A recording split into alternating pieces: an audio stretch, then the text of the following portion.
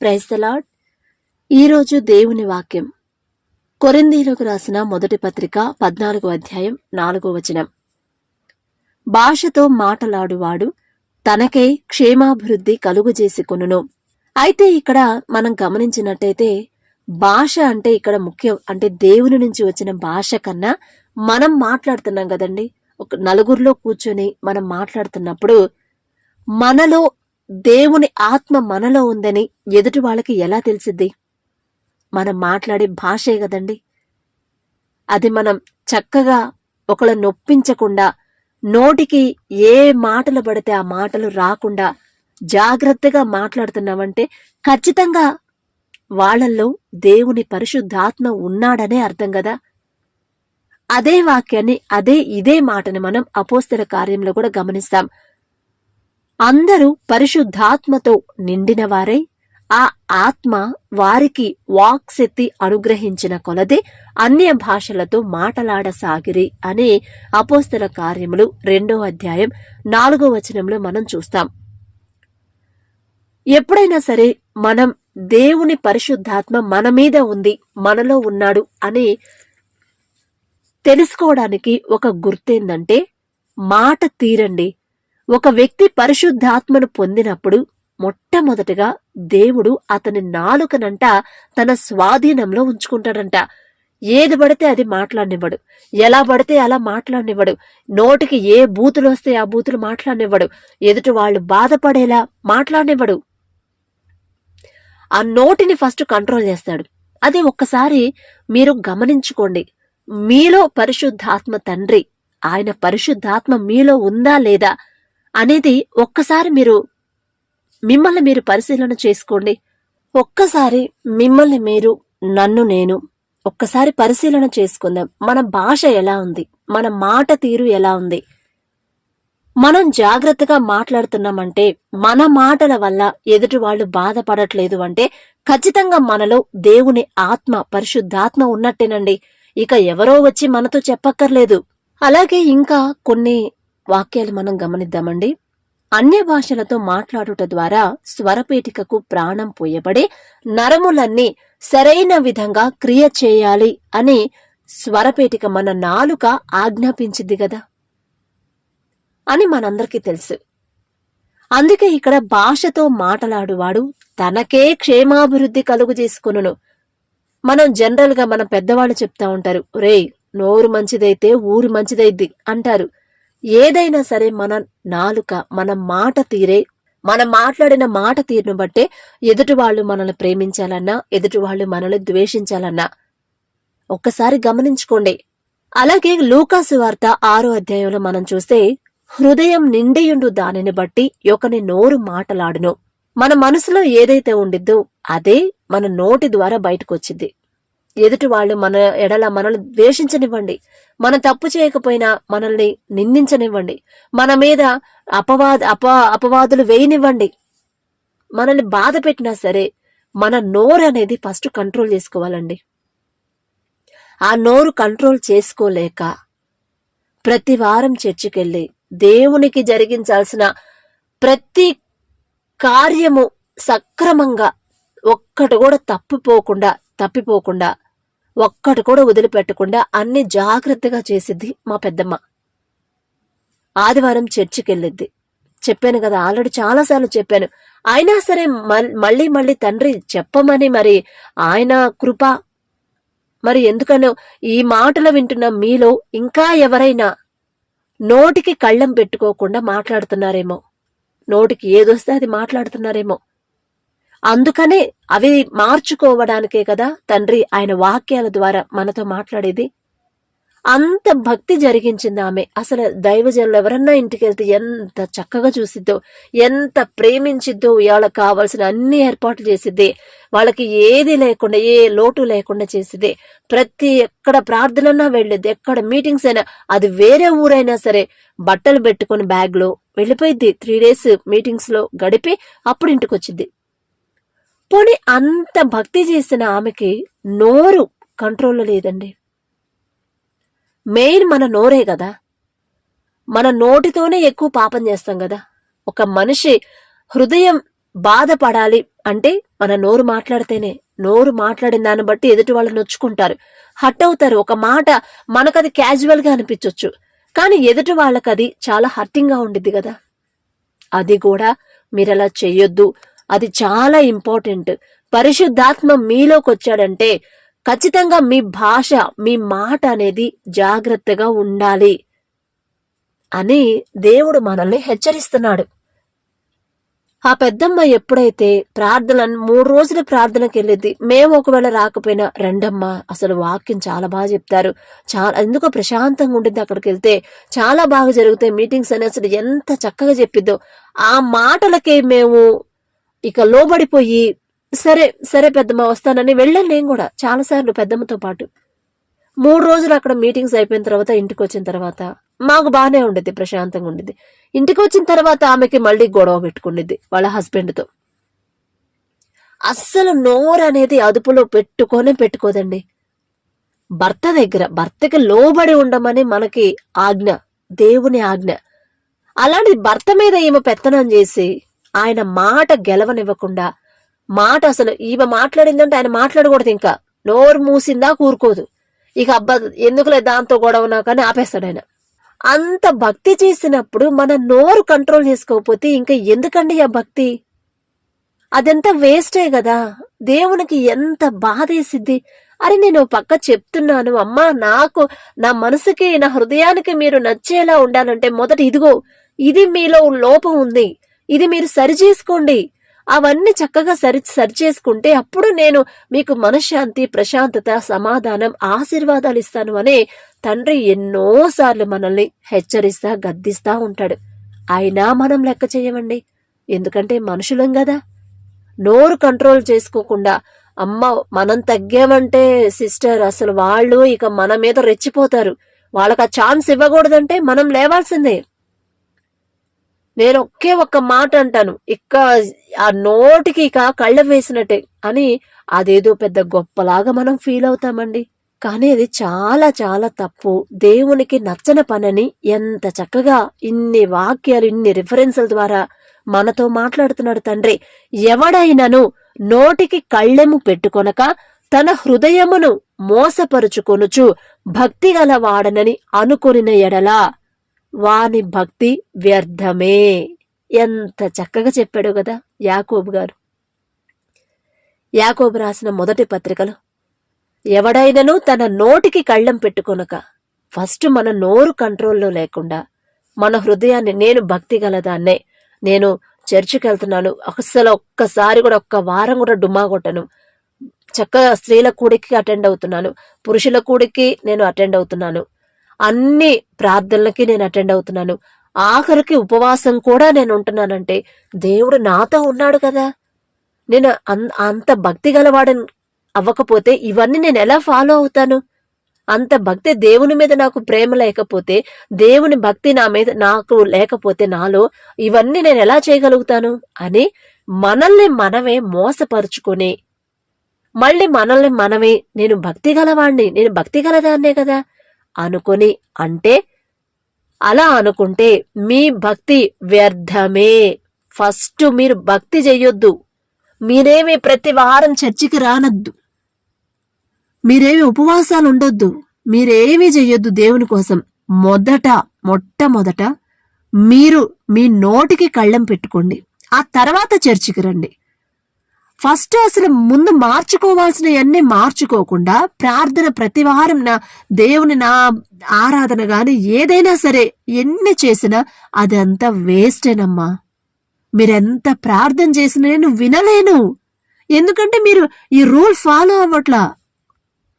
నేను కొన్ని rules and regulations పెట్టాను, వాటి ప్రకారం మీరు నడుచుకోవాలి. ఒక ఆఫీసులో, మనం ఒక కంపెనీలో జాబ్కి వెళ్తే ఆ ఆఫీస్ పెట్టిన రూల్స్ అండ్ రెగ్యులేషన్స్ తప్పకుండా మస్ట్ అండ్ షుడ్ గా మనం ఫాలో అవ్వాల్సిందే. అవి మనకు కష్టమైనా ఒక్కోసారి బాధ కలిగిస్తాయి. అబ్బాయి ఈ టైంకి వెళ్ళి పద్దాకా మీటింగ్ అంటారు, నేను రాను మీటింగ్ అటెండ్ అవ్వనంటే ఊరుకుంటారా? ఊరుకోరు. జాబ్లో నుంచి తీసేస్తారు. ఇష్టమైతే రాయ్యా, అంత కష్టంగా ఉంటే మానేసేయి అంటారు. నెలకి ఇంత జీతం అని ఇచ్చే వాళ్లే అన్ని రూల్స్ అండ్ రెగ్యులేషన్స్ పెడితే మనం కష్టమైనా సరే ఫాలో అవుతా ఉంటాం కదా. మరి మనకి శాశ్వత జీతం, శాశ్వత పరిష్కారం, ఒక మంచి లైఫ్ మనకి ఇవ్వబోతున్నాడు తండ్రి. మరి ఆయన పెట్టిన రూల్స్ మనం ఫాలో అవ్వకపోతే ఎలాగండి? ఎలా ఇస్తాడు మనకి? ఆ దారికి మనకి, ఆ డోర్లోకి మనకి ఎంట్రీ కావాలంటే, ఆ గేటు లోపలికి మనం వెళ్ళాలంటే మనకి ఎంట్రీ ఎలా దొరికిద్ది? ఒక కంపెనీ, మామూలు మనుషులు పెట్టిన కంపెనీల ఉద్యోగానికే మనం అన్ని రూల్స్ అండ్ రెగ్యులేషన్స్ ఫాలో అయితే కంపల్సరీ 8 అయ్యేసరికల్లా మీరు ఆఫీసులో ఉండాల్సిందే.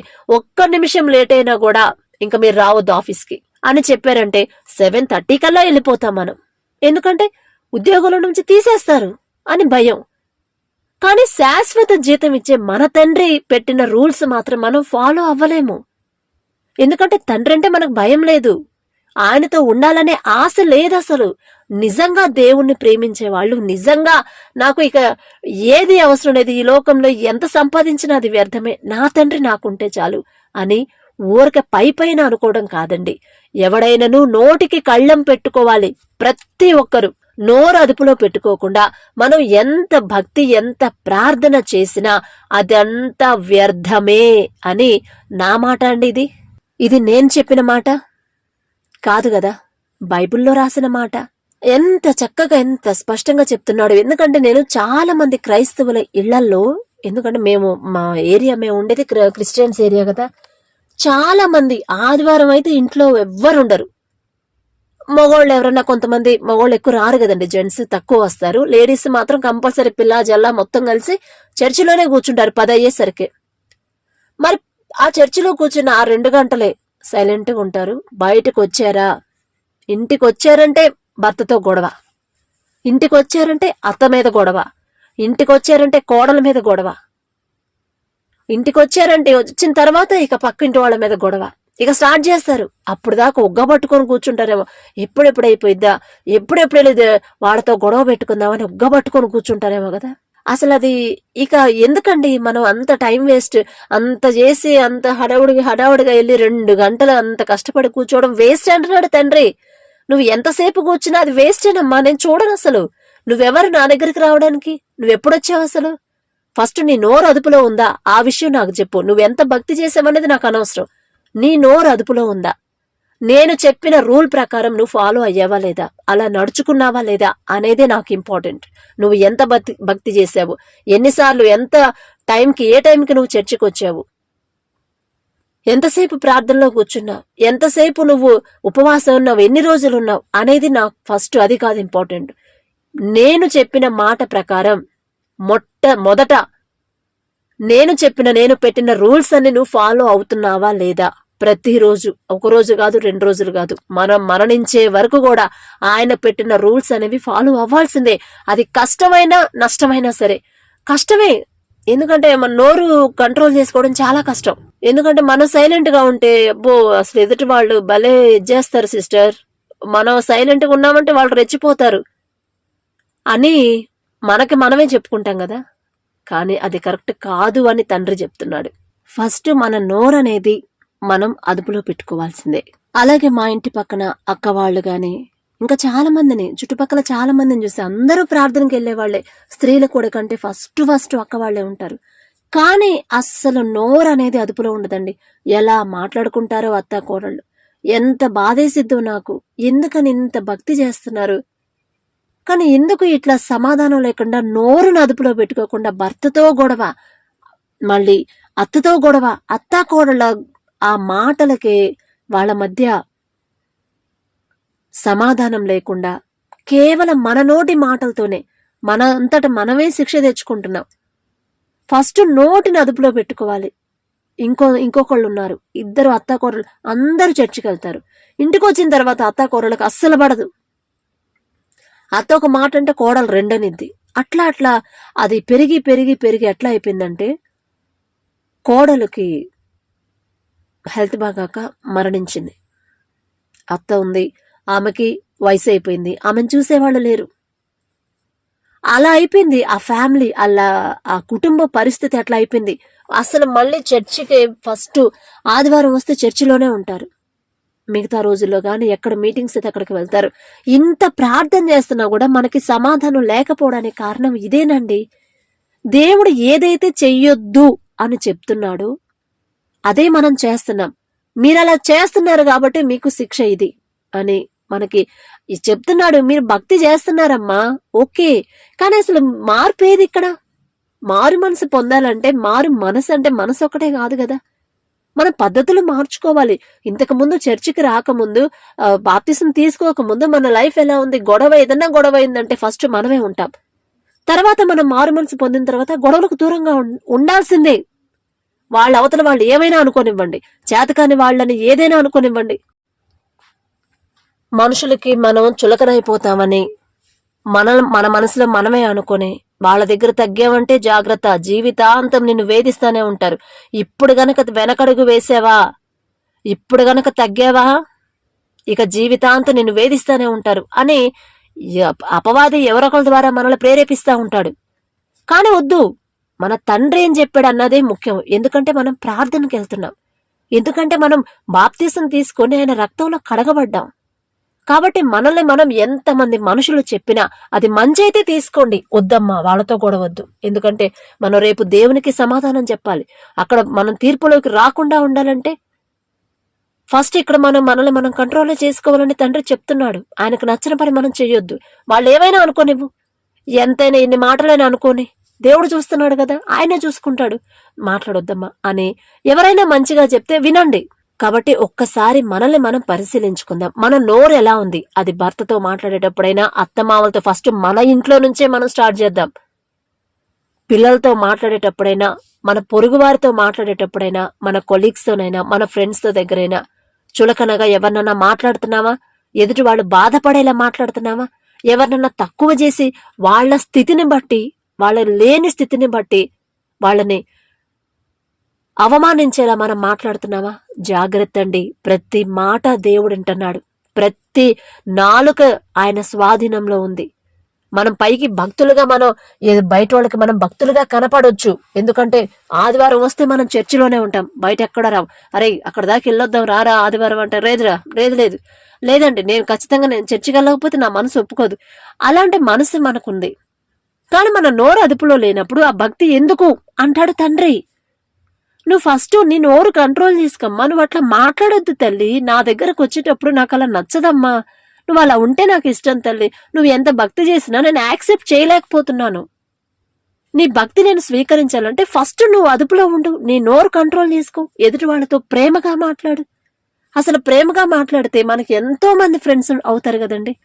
ఒక్క మాట మనం గట్టిగా నోటి కాని మాట ఏదైనా మాట్లాడావంటే ఎంతమంది ఫ్రెండ్స్ ఉన్నా, రిలేటివ్స్ ఉన్నా దూరం అయిపోతారు. ఒక్క మాటే, ఏదైనా నోటి మాట మీదే ఆధారపడింది కదా, అది మంచైనా చెడైనా.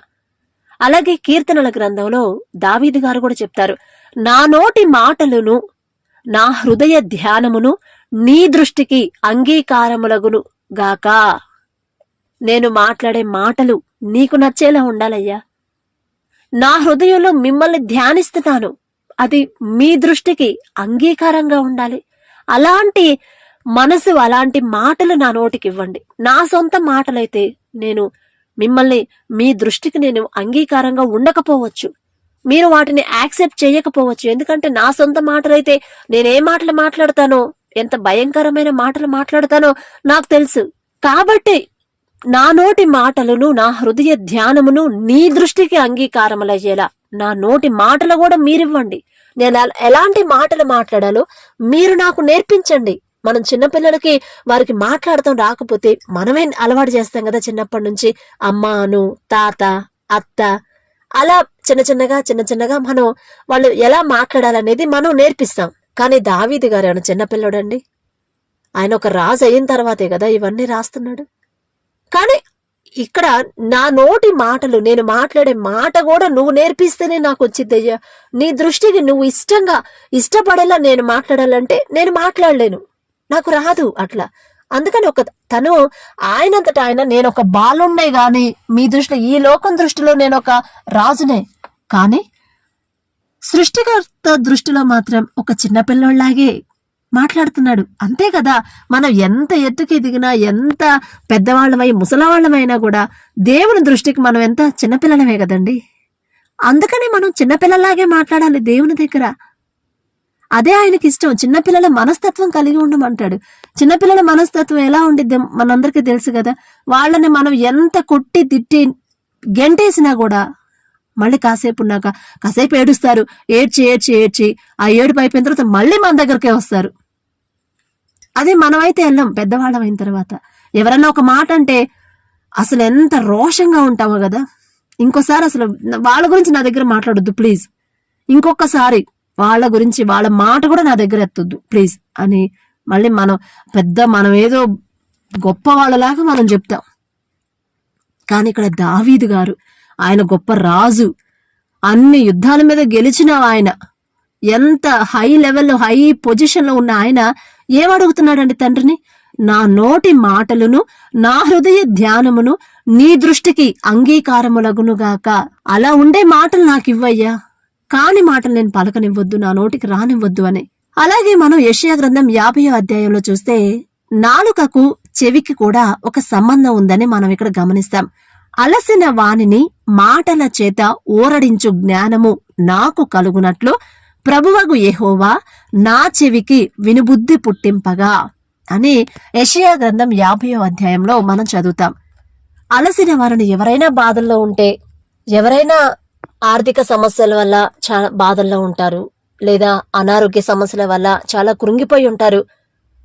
అలాంటి వాళ్ళ దగ్గరికి వెళ్ళి మనం ఒక మంచి అంటే వాళ్ళకి ఒక ఓదార్పు కలిగే మాటలు మాట్లాడామనుకోండి, ప్రేమగా, అమ్మా ఎందుకలా, ఇప్పుడు సమస్యలు అనేవి అందరికీ వస్తాయి, ఎందుకంటే మనం మనుషులం, మనమే ఏదో ఒక పొరపాటు చేస్తుంటాం, లేకపోతే ఎందుకు వస్తాయి, అలా దేవుడు ఉన్నాడమ్మా మనకి, మనం ఎన్ని తప్పులు చేసినా తండ్రి మన బాధని మన బలహీనతలు ఎరిగి ఉన్న తండ్రి, ఆయన మన మాటలు మనం చేసిన పనులన్నీ ఆయనకు తెలుసు. ఒక్క క్షమాపణ అడుగమ్మా, క్షమాపణ అడిగితే నీకున్న అప్పులు, ఆర్థిక సమస్యలు, ఈ అనారోగ్య సమస్యలు అన్నీ తీసేస్తాడమ్మా.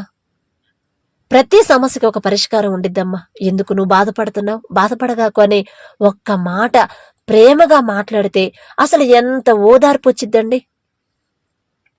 ఊరడించు.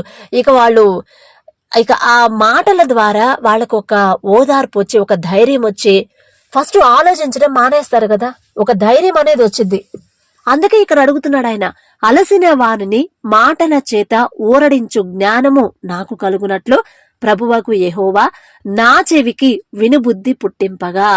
ఎంత చక్కగా వాళ్ళు ఎవరైనా ఆ బాధల్లో ఉంటే నేను మాట్లాడితే వాళ్ళు వినరయ్యా, కానీ వాళ్ళు విని శ్రద్ధగా విని వాళ్లకున్న బాధలు పోగొట్టుకుని వాళ్ళకి ఒక రియలైజేషన్, ఒక ధైర్యం వచ్చే మాటలు మాట్లాడేలా ఆ జ్ఞానం నాకివ్వు, ఆ మాటలు నాకివ్వయ్యా, నేనేం మాట్లాడాలో నాకు వినుబుద్ధి నువ్వు పంపించు, వాళ్ళతో నేనేం మాట్లాడాలో నువ్వు పంపించు, నువ్వు చెప్తేనే నేను వాళ్ళతో మాట్లాడతాను. నా సొంత మాటలైతే వాళ్ళకి అర్థం కాదు, వాళ్ళకి ఓదార్పు రాదు, వాళ్ళకు ధైర్యం రాదు, కానీ మీరు పంపిస్తే, మీరిస్తే నేను మాట్లాడితే వాళ్ళకు వచ్చిద్ది అని ఎంత చక్కగా తండ్రిని అడుగుతున్నాడు. ప్రతి ఒక్క దైవ భక్తుడండి, భక్తులు బైబిల్లో చూసిన ప్రతి ఒక్కరు కూడా, మళ్ళీ మనం బుక్స్ లో చదివిన, బయట మనకు తెలిసిన చాలా బుక్స్ ఉన్నాయి కదండి, బెలిగ్రహం గారని, లేకపోతే ఇంకా చాలా ఉన్నాయండి, నేను చాలా చదివాను, మార్టిన్ లూథర్ అని, ఇంకా గుర్తు రావట్లేదు కానీ చాలా బుక్స్ నేను కూడా చదివానండి. వాళ్ళందరూ కూడా ఫస్ట్ ప్రతి చిన్నదానికి కూడా దేవుని మీద ఆధారపడ్డారు. అది మాట్లాడే మాటల కోసమైనా, ఎవరినన్నా పరామర్శించాలన్నా, ఎక్కడికన్నా వెళ్లాలన్నా, ఏ పని చేయాలన్నా ఫస్ట్ దేవుణ్ణి అడగందే వాళ్ళు వెళ్ళేవాళ్ళు కాదు. తండ్రి చెప్తేనే వెళ్లేవాళ్ళు. ఒకవేళ అంటే వాళ్ళకి సహాయం కావాలి, అయ్యా నేను వెళ్తున్నాను, నేను క్షేమంగా వెళ్ళలేను, కానీ మీ సహాయం, మీ తోడు నాకుంటే నేను క్షేమంగా వెళ్తానని దేవుణ్ణి అడిగి ఆయన పర్మిషన్ తీసుకొని ఆయన సహాయం ద్వారానే క్షేమంగా వెళ్ళిన బుక్స్ చాలా చదివాం కదా మనం. ఆ సాక్ష్యాలు అవే కదా. అంటే దేవునితో వాళ్ళు ఎలా నడిచారు, ఆయన మీద ఎలా ఆనుకున్నారు, ప్రతి మాటకి ఏదైనా సరే ఇది చెయ్యొద్దు అంటే చేయలేదు. ఇక అది వాళ్ళకి నష్టం కలిగినా సరే పర్వాలేదు, నా దేవుని దృష్టికి అది మంచిది కానప్పుడు, ఆయనకు నచ్చని పని నేను చెయ్యను, నేను చేయకుండా ఉంటేనే ఆయన నా తండ్రి నాతో ఉంటాడు అనే ధైర్యం అండి. అలాగే యెషయా గ్రంథం 6వ అధ్యాయంలో చూస్తే, ప్రవక్త యొక్క నాలుక శుద్ధి చేయబడుట తోడనే అతడు దేవుని స్వరమును వినగలుగుచున్నాడు. మరియు అతని జీవితం దేవుని పిలుపుకు లోబడుటకు సిద్ధముగా ఉన్నట్లుగా మనం చూస్తాం కదా. ఇప్పుడు ఇదే వాక్యాన్ని మనం మన జీవితాల్లో చూసుకుంటే, దేవుని స్వరం వింటే మన నాలుకలనేవి శుద్ధీకరణ అవసరం. ఒకప్పుడు బైబిల్ చదవక ముందు మన ఇష్టానుసారం నోటికి ఏదొస్తే అది, అవతల వాళ్ళు అసలు గొడవకు వచ్చారంటే ఫస్ట్ మనమే నెగ్గాలి. మనం ఎందుకు తగ్గాలి? తగ్గొద్దు. చక్కగా వాళ్ళు ఒకటంటే మనం రెండనాలి, వాళ్ళు రెండంటే మనం నాలుగనాలి. నోరు మూపించాలి. ఎన్ని మాటలైనా కానివ్వండి, అవతల వాళ్ళు మన నోటికి భయపడాలి. మన చుట్టుపక్కల చూస్తూ ఉంటాం కదా, అమ్మో వాళ్ళ నోటికి ఎవరు గెలుస్తారండి, అసలు వాళ్ళతో గొడవకెళ్ళి గెలవడానికేనా అని చెప్తారు. అదే వాళ్ళకి ఒక గొప్పగా ఉండిద్ది. అసలు అందరూ భయపడుతున్నారు, నాతో గొడవకు రావాలంటే ఎంత భయమో తెలుసా నేనంటే అంటారు. కానీ అది ఎంత భయంకరమైన విషయం అనేది వాళ్ళకి తెలియదు. ఎంత భయంకరమైన ఒక పాపం అనేది వాళ్ళకి తెలియదు కదా. అది దేవుడి నుంచి దూరం చేసిద్దని వాళ్ళు గ్రహించలేరు. అది పెద్ద గొప్పగా ఫీల్ అవుతారు చాలా మంది. కానీ అది కాదండి, అది గొప్పతనం కాదు. దేవుని దృష్టిలో మనం చేసే భక్తి వ్యర్థంగా పోకూడదు అంటే, వ్యర్థం అవ్వకూడదంటే ఫస్ట్ మన నాలుక శుద్ధీకరణ చేసుకోవాలి. మనం దేవుని వాక్యం చదివేటప్పుడు కానీ, ఇట్లా ఎవరైనా మనకి చెప్తున్నప్పుడు కానీ, నీ నోరు అదుపులో చేసుకో, నీ నోరు కంట్రోల్ చేసుకోండి, మాటలు చాలా జాగ్రత్తగా మాట్లాడండి అని ఎవరైనా చెప్తా ఉన్నప్పుడు, అరే ఇదేంటి అంటే నేను ఇంత భక్తి చేస్తున్నాను కానీ నా మాట తగ్గించుకోవట్లేదేమో, ఇంట్లో వాళ్ళతో గొడవ పడుతున్నాను కదా, అందుకనే నాకు దేవుడు ఈ మాటల ద్వారా నన్ను గద్దిస్తున్నాడు కదా అనే ఆలోచన మీకు వచ్చిందంటే ఖచ్చితంగా మీరు దేవుని స్వరాన్ని వింటున్నారనే అర్థం. ఎప్పుడైతే దేవుని మాటలు మనం వింటామో అప్పుడు మనలో ఉన్న ఈ నెగటివ్స్ అన్ని మనకి తెలిసిపోతాయి. అరే అవును, నేనేం ఇట్లా నడుచుకుంటున్నాను, అసలు ఇది తప్పు కదా, ప్రార్థనకి వెళ్తా, నేను దేవుని దృష్టిలో నేను ఉన్నాను, అలాంటప్పుడు ఇలాంటి పనులు చేయొచ్చా, నా వల్ల దేవుని నామం అవమానపరచబడొచ్చా, తప్పు కదా, అమ్ము నేను మార్చేసుకోవాలి అని ఎప్పుడైతే మనకి భయం వచ్చిద్దో, ఎప్పుడైతే మనల్ని మనం సరిచేసుకోవాలనే రియలైజేషన్ మనకు వచ్చిద్దో, అప్పుడు ఖచ్చితంగా దేవుని మాటకి మీరు లోబడుతున్నారనే అర్థం. అది ఇంకా ఎవరో వచ్చి మనతో చెప్పక్కర్లేదండి. మనల్ని మనం పరిశీలించుకొని ఆ మార్పు, ఆ రియలైజేషన్ అనేది మీలో స్టార్ట్ అయింది అంటే, అరే నేను ఇట్లా మాట్లాడుతున్నాను, ఏంది ఇలా మాట్లాడుతున్నాను, ఒక ప్రార్థనకి వెళ్లే భక్తి పర్రాల్లాగా నేను మాట్లాడకూడదు, ఎదుటి వాళ్ళని బాధ పెట్టకూడదు కదా, నేను తగ్గించుకోవాలి, ఇక నుండి నేను ఇక మాట్లాడినట్ల ఎవరిని నేను బాధ పెట్టనని ఎప్పుడైతే మీ అంతటా మీరు రియలైజ్ అవుతారో అప్పుడు మీరు దేవుని స్వరం వింటున్నారనే లెక్క. అలాగే ఎఫెసీ పత్రిక 4వ అధ్యాయం మనం చూస్తే, వినువారికి మేలు కలుగునట్లు అవసరమును బట్టి క్షేమాభివృద్ధికరమైన అనుకూల వచనమే పలుకుడి గాని దుర్భాష ఏదైనను మీ నోట రానియకుడి అని చక్కగా చెప్తున్నాడు కదా. ఎఫెసీలకు రాసిన పౌలు గారు చెప్తున్నారు కదా పత్రికలో, వినువారికి మేలు కలుగునట్లు. ఇప్పుడు వాళ్ళు ఎవరన్నా మనకు తెలిసిన వాళ్ళు ఏదైనా ఆర్థిక సమస్యల్లో అప్పుల్లో ఉన్నారు, లేదా ఇంకా ఎక్కువ ఈ అనారోగ్య సమస్యలతో ఉన్నారనుకో, ఎవరన్నా మనల్ని పరామర్శించడానికి వచ్చినప్పుడు మన కుటుంబం మన దగ్గరకు వచ్చిన వాళ్ళు ఏదన్నా ఓదార్పు మాట మాట్లాడితే మనకు కాస్త ధైర్యం వచ్చింది, కాస్త ఓదార్పు అనిపించింది. అలా కాకుండా మీరు ఎప్పుడు ఈ దరిద్రతలోనే ఉంటారా? ఎరా ఇక మిమ్మల్ని ఇక దరిద్రం వదిలిపెట్టదా?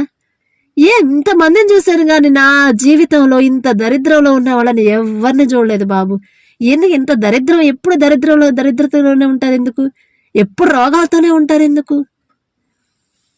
అని అలా మాట్లాడారు అనుకోండి, మనకి ఎలా ఉండిద్ది? ఒక ఓదార్పు వచ్చిద్దా? ఇంకా బాధ ఎక్కువైద్ది కదా. అరే మా పరిస్థితిని చూసే కదా ఇలా మాట్లాడుతున్నారు, మాకిట్లా ఉండబట్టే కదా వాళ్ళంతా చులకనైపోయాం మేము అని ఇంకా బాధేసిద్ది. ఇక మీ బతుకులు ఇంతేరా, ఇక మానవయ్యి, ఇక అంతే, అట్లనే తగలబడండి, అట్లానే బతకండి అని చెప్పి వెళ్ళిపోయారు అనుకోండి, ఎలా ఉండిద్ది అసలు మనకి? అది ఒక ఓదార్పుగా లేకపోతే ఒక ధైర్యం వచ్చిద్దా? రాదు కదా, ఇంకా బాధ ఎక్కువైద్ది. అలా కాకుండా ఏ మాటలు మాట్లాడాలి? దేవుని ప్రేమ, ఆయన పరిశుద్ధాత్మ మనలో ఉన్నప్పుడు మనం ఎదుటి వారికి ఎలా మాట్లాడాలి? వినువారికి మేలు కలుగునట్లు అవసరమును బట్టి క్షేమాభివృద్ధికరమైన అనుకూల వచనమే పలుకుడి గాని దుర్భాష ఏదైనను మీ నోట రానియకుడి. మన నోరు అనేది ఇక్కడ చాలా చాలా ఇంపార్టెంట్. ఎదుటి వాళ్ళతో మాట్లాడాలంటే బైబిల్లో మనం చాలా చోట్ల చూస్తాం. ఎవరైనా గృహాలకు వెళ్ళినప్పుడు, అదే మరియమ్మ ఆ అమ్మగారు ప్రెగ్నెంట్తో ఉన్నప్పుడు లాజరు గారింటికి వస్తారు కదా, ఎలిజబెత్ వాళ్ళ ఇంటికి వచ్చినప్పుడు మీకు శాంతి కలుగునుగాక, క్షేమాభివృద్ధి, మీ గృహానికి శాంతి సమాధానం కలుగునుగాక. అసలు ఎక్కడికి వెళ్ళినా సరే భలే ఆ మాటలు చాలా ఓదార్పుగా ఉంటాయి కదా. ఒక సంతోషం, అంటే ఒక బ్లెస్సింగ్స్ అనేవి వాళ్ళు మనకు తెస్తున్నట్టు అనిపించింది కదా అవి చదివినప్పుడు. ఈ ఇంటికి సమాధానం కలుగునుగాక అంటారు ఫస్ట్. ఇంటికి రాగానే ఎంత ఆశీర్వాదకరమైన వచనం అది ఆ మాట. అదే కదా, వినువారికి మేలు కలుగునట్లు మనం మాట్లాడే మాట అవతల వాళ్ళకి ఒక పనికొచ్చే మాటగా ఉండాలి. పనికి మాలిన మాటగా మనం మాట్లాడొద్దు. ఒక మేలు కలగాలి గాని కీడు మాత్రం చెయ్యొద్దు. అరే మీకు పర్వాలేదు, మీకు ఎన్ని అప్పులైనా ఉండనివ్వండి, ఇదిగో నేను ఇంత సహాయం చేయగలను. దేవుడే పంపించాడు అనుకో, దేవుడు మీ మాట మీ ప్రార్థన వింటున్నాడు అనుకోండి, ఆయన పంపించబట్టి నేను వచ్చాను, ఇదిగో ఈ తీసుకో, నా దగ్గర ఎంత ఉంది. మీ మొత్తం ఆర్థిక సమస్య తీర్చకపోవచ్చు, ఎంతో కొంత అయితే తీర్చుకుంటారుగా, తీర్చుకోండి. ఇంకా ఎవరొకళ్ళని దేవుడు ప్రేరేపిస్తాడు కదా, వాళ్ళు కూడా వచ్చి మీకు సహాయం చేస్తాడు. దేవుని మీద ఆధారపడండి. ఈ కష్టాలు, ఈ శ్రమలు అనేవి మనకి శాశ్వతం కాదు కదా. ఇవి ఒక మనకి గుణపాఠం అనుకో, దేవుని మీద ఆధారపడడానికి. పర్వాలేదు, అన్ని భరించడానికి కావలసిన శక్తి మన తండ్రి మనకిస్తాడు. బాధపడొద్దు, బాధపడితే ఇంకా బాధ ఎక్కువైద్ది. పర్వాలేదు, మీరు భరించాలి, మీకేం కాదు, మనల్ని మన చెయ్యి వదిలిపెట్టిన దేవుడు మనకున్నాడు అని మీరు చెప్పండి. ఎంత ఓదార్పు, అసలు ఎంత చక్కగా. అబ్బా మళ్ళీ వచ్చి ప్రతిరోజు వచ్చి ఒక్కసారన్నా మాట్లాడితే బాగుండు ఆ బ్రదరు, ఒక్కసారన్నా ప్రతిరోజు వచ్చి ఆ మాటలు మాట్లాడితే మాకు ఎంత ఓదార్పుగా ఉందో. చాలా మంది చెప్తారండి ఇలాంటి మాటలు. నేను చాలా మందితో మాట్లాడినప్పుడు, అంటే నేనేదో గొప్పదానని కాదు, దేవుని కృపను బట్టి మాట్లాడితే అబ్బా అసలు ఎంత నిజంగా భలే, ఎందుకనో ఒక రిలీఫ్ అనేది అనిపిస్తుంది సిస్టర్ అని చాలా మంది చెప్పారు. అది నా గొప్పతనం కాదండి, దేవుని పరిశుద్ధాత్మ మనలో ఉన్నాడు అని ఎదుటి వాళ్ళకి ఎప్పుడు తెలుస్తుంది అంటే మనం మాట్లాడే మాటలను బట్టే అని చెప్పడానికే గాని నా గొప్పతనం కాదండి ఇక్కడ. కాబట్టి మనం క్రిస్టియానిటీలో ఉన్నాం, చర్చికి వెళ్తున్నాం, భక్తి చేస్తున్నాం. ఫస్ట్ ఆ భక్తి అనేది దేవుని దృష్టికి అంగీకారంగా ఉండాలంటే మొట్టమొదట మన నోరు కంట్రోల్ చేసుకోవాలి. అవతల వాళ్ళకి మేలు, క్షేమాభివృద్ధి కలుగు చేసే మాటలే మనం మాట్లాడాలి గాని, దుర్భాష గాని, బూతులు గాని, వాళ్ళని కించపరిచేలా గాని, వాళ్ళని తక్కువ చేసి మాట్లాడేలా గాని మాటలు అస్సలు రానివ్వద్దు అని నా మాట కాదు, ఇది దేవుని మాట. మీకు చెప్పడం వరకే నా బాధ్యత. నేనైతే మీ దగ్గరికి రాలేను, మీరు ఏ పరిస్థితిలో ఉన్నారో కూడా నాకు తెలియదు, మీరెవరో నాకు తెలియదు, నేనెవరో మీకు తెలియదు. కానీ మన ఇద్దరిని దేవుని కృపను బట్టి చెప్పమంటేనే చెప్పగలుగుతున్నాను గాని నా సొంత మాటలు కాదండి. మమ్మల్ని వేరే వాళ్ళు అనేవాళ్ళు, మా నాన్నకి హెల్త్ బాగాపోతే ఏందమ్మా ఎప్పుడు ఫోన్ చేసినా హెల్త్ బాగాలేదండి అని చెప్తాడు. ఎందుకని అని చెప్పినని ఎప్పుడు అదే మాట అనేవాడు ఒక ఆయన. అయితే ఒక్కసారి ఇక మేము మళ్ళీ ఎదురు తిరిగి మాట్లాడే వాళ్ళం కాదు. అంటే మీరేందో పెద్ద ఆరోగ్యవంతులాగా, మీరంటే మరి పైనుంచి దిగొచ్చారండి, మీరంటే మరి ఆరోగ్యవంతులు, మాకంత లేదులండి, మేము మనుషులం కదా, మాకు ఎప్పుడు రోగాలు రొష్టులతోనే ఉంటావులే అని ఒక్క మాట కూడా మేము ఎదురు మాట్లాడలే. కానీ ప్రతి మాట తండ్రి వింటాడు, తండ్రి చూస్తూ ఉంటాడు. మనం ఒకవేళ ఎదుటి వాళ్ళు మాట్లాడే మాటలను బట్టి మనం బాధపడితే ఖచ్చితంగా దేవుడు సీరియస్ గా తీసుకుంటాడు. సీరియస్ గా తీసుకోవట్లేదు అని అనుకోవద్దు, తీసుకుంటాడు. ఎప్పుడు మనం సైలెంట్ గా ఉంటే అప్పుడు మన తండ్రి చాలా సీరియస్ గా తీసుకుంటాడు, అస్సలు ఊరుకోడు. నా పిల్లలు నా మాటకు లోబడి, నా మాటకు విలువిచ్చి, అమ్మా మీరు మాట్లాడొద్దు, మీరు సైలెంట్ గా ఉండండి నేను చెప్పినప్పుడు వాళ్ళు సైలెంట్ గా ఉంటున్నారు. అలా సైలెంట్ గా ఉన్నారని మీరు వాళ్ళని బాధ పెడతారా అని అప్పుడు వాళ్ళకి చూపించాల్సినది చూపిస్తాడు. అలాగే చేశాడు మా జీవితంలో. ఎవరైతే మా నాన్నని అంత ఎప్పుడు ఫోన్ చేసినా కూడా ఏందమ్మాయి ఎప్పుడు ఆరోగ్యం బాగాలేదని చెప్తాడు, ఎప్పుడు ఆరోగ్యం బాగాదా ఏంది అని ఎవరైతే చులకనగా చేసి మాట్లాడారో వాళ్ళకి ఆరోగ్యం బాగాలేదు. ఒకసారి ఆరోగ్యం బాగాకుండా హాస్పిటల్లో అడ్మిట్ అయి నెల రోజుల్లోనే ప్రాణం పోగొట్టుకున్నారు. అది మమ్మల్ని అన్నారు కాబట్టే ఇలా జరిగింది అని నేను చెప్పనండి. దేవుని మాటకి మనం లోబడి సైలెంట్గా ఉంటే అప్పుడు దేవుని గొప్పతనం అనేది వాళ్ళకు తెలుస్తుంది. వాళ్ళు రియలైజ్ అయ్యారు తర్వాత హాస్పిటల్లో ఉన్నప్పుడు. తెలిసింది, అరే వాళ్ళని అన్నిసార్లు అనబట్టే కదా నాకు ఇలా వచ్చింది, అన్నిసార్లు అనబట్టే కదా నాకు ఈ పరిస్థితి అనుకుని ఉండొచ్చు. కానీ దేవుడు అంతటితో రియలైజ్ అయ్యారు కదా అని వదిలిపెట్టడు. ఎందుకంటే ఒక మాట వల్ల ఆ బాధ ఎలా ఉండిద్దో తండ్రికి తెలుసు. ఆయన పడ్డాడు ఆ బాధ. ఏ తప్పు చేయకపోయినా ఎన్ని మాటలు ఎగతాళి చేసి ఎన్ని మాటలు మాట్లాడారు, ఎంత హింసించారు. ఆ బాధలన్నీ ఆయన పడ్డాడు కాబట్టి ఆయన తగ్గించుకునే కొద్దీ వాళ్ళు ఇంకా ఎక్కువ చేశారు. ఆయన ఎంత తగ్గించుకున్నాడో వాళ్ళు ఇంకా పిడిగుద్దులు గుద్ది ముఖాన ఉమ్మి వేసి జుట్టు వీకి అసలు ఎంత భయంకరంగా చేశారండి తండ్రిని. ఆ పరిస్థితి, మనం ఉన్న పరిస్థితి తండ్రి అనుభవించాడు కాబట్టే ఆయనకి ప్రతిదీ తెలుసు. మనం సైలెంట్గా ఉన్నామని ఎదుటి వాళ్ళు ఎక్కువ చేశారంటే ఖచ్చితంగా దేవుడు తండ్రి వాళ్ళ సంగతి చూసుకుంటాడు. మీరు ఒకసారి మీ జీవితంలో గమనించండి. ఎప్పుడైనా మీ జీవితంలో ఇలాంటి సంఘటన జరిగినప్పుడు మీరు సైలెంట్గా ఉన్నప్పుడు ఎదుటి వాళ్ళ పరిస్థితి ఏమైంది అని ఒక్కసారి గమనించుకుంటే మీకే అర్థమవుతుంది మీ పక్షాన దేవుడు ఉన్నాడా లేదా అనేది. కాబట్టి మనం మాట్లాడే మాట, మన సంభాషణ ఎలా ఉండాలి? కొలస్సీ పత్రిక 4వ అధ్యాయంలో మీ సంభాషణ మీరు తెలుసుకొనుటకై ప్రతి మనుష్యునికి ఎలాగూ ప్రత్యుత్తరం ఇయ్యవలెనో అది మీరు తెలుసుకొనుటకై మీ సంభాషణ ఉప్పు వేసినట్టు ఎల్లప్పుడూ రుచిగలదిగాను కృపాసహితముగాను ఉండనియ్యుడి. అలాగే ఉంచుకోమని, ఉండనియ్యండి, వదిలేయొద్దు, వదిలిపెట్టొద్దు, అలా ఉంచండి, అది మీకే మేలు అని తండ్రి ఎంత చక్కగా చెప్తున్నాడో. మనల్ని అసలు ఎవరు సరి చేస్తారండి? మన ఈ లోపాలన్నీ ఎవరు సరి చేస్తారండి? మనం ఈ దారిలో వెళ్తున్నామండి, ఆ దారిలో వద్దమ్మా, అది మీకు క్షేమం కాదు. బ్రదర్, మీరు అదిగో ఆ రోడ్లో వెళ్తున్నారా, అక్కడ డేంజర్ ఉంది, కొంచెం ముందుకెళ్లారంటే అక్కడ పెద్ద గొంతుంది కాబట్టి అటు వెళ్ళొద్దు అని ఎవరైనా చెప్పారనుకోండి, నిజంగానే అక్కడ పెద్ద గొయ్యి ఉందనుకోండి, అమ్మో నాకు తెలియకుండా ఫాస్ట్గా బండి మీద వెళ్ళిపోయినట్టయితే ఆ లోయలో పడిపోయేవాడినేగా, ఆ గుంటలో పడిపోయేవాడినేగా అని ఎంత సంతోషం, అమ్మయ్యా ఎంత దేవుళ్ళకి వచ్చి మాట చెప్పాడమ్మా అనుకుంటాం కదా.